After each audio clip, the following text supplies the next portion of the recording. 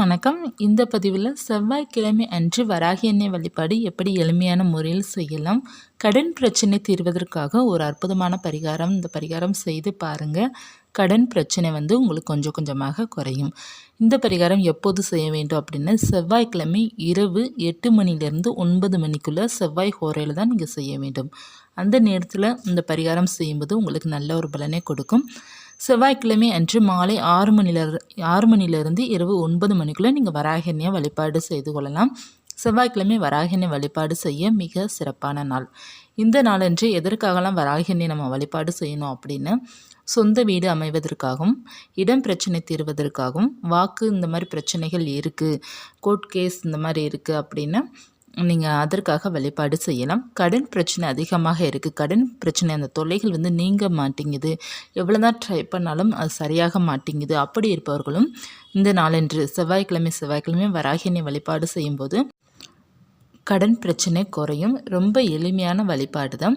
வராகி அன்னையோட படமோ சிலையோ இருக்குது அப்படின்னா அதற்கு மஞ்சள் குங்குமம் பொட்டு வைத்து செவ்வரளி பூக்களால் அலங்காரம் செய்ய வேண்டும். அல்லது சிவப்பு நிற பூக்கள், செம்பருத்தி அந்த மாதிரி மலர்களால் கூட நீங்கள் அலங்காரம் செய்து கொள்ளலாம்.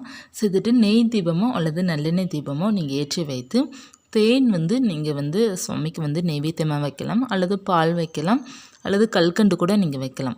உங்களால் என்ன முடியுதோ அதை நெய்வேத்தியமாக வைத்துட்டு வராகி அன்னையோட நாமமோ அல்லது காயத்ரி மந்திரமோ ஒரு 9 முறை அல்லது 27 முறை 108 முறை சொல்லி நீங்கள் குங்குமத்தால் கூட அர்ச்சனை செய்யலாம். அல்லது சிவப்பு நிற பூக்களால், செவ்வரளி மலர்களோ அல்லது செம்பருத்தி பூக்களாலோ நீங்கள் அர்ச்சனை செய்யலாம். ரொம்ப சிறப்பாக இருக்கும்.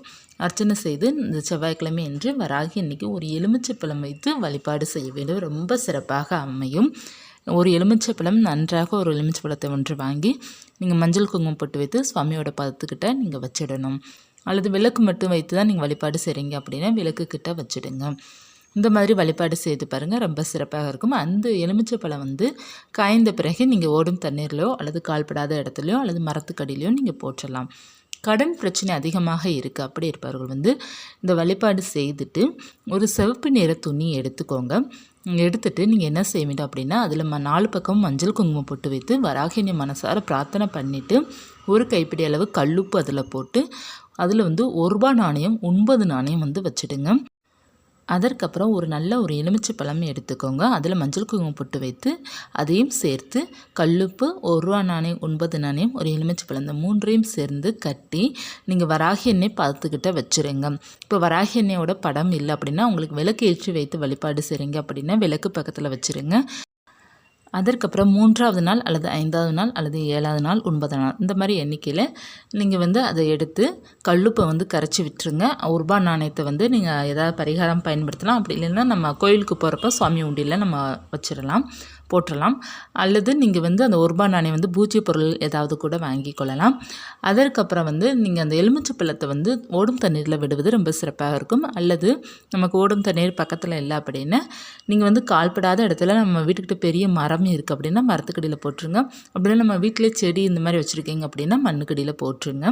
கால்படாமல் இருக்கணும் அந்த எலுமிச்சை பழத்துக்கு மேலே. அதனால் பார்த்து நீங்கள் போடணும்.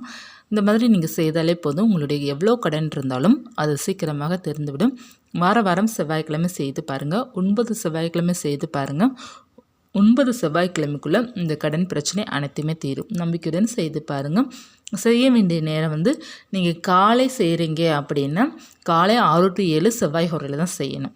அல்லது இரவு 8 to 9 செவ்வாய் ஹோரையில் தான் இந்த பரிகாரம் செய்யணும். செய்யும்போது உங்களுக்கு நல்ல ஒரு ரிசல்ட் கொடுக்கும். நம்பிக்கையுடன் செய்து பாருங்கள். இந்த பதிவு உங்களுக்கு உபயோகமாக இருக்கும்னு நினைக்கிறேன். இருந்துச்சுன்னா லைக் பண்ணுங்கள். இது போன்ற ஆன்மீக தகவலும் வராகியின் பற்றிய தகவல் தெரிந்து கொள்ளணும்னு நினச்சிங்க அப்படின்னா சேனலை சப்ஸ்கிரைப் பண்ணி வச்சுக்கோங்க. மீண்டும் ஒரு தகவலுடன் சந்திக்கிறேன். நன்றி.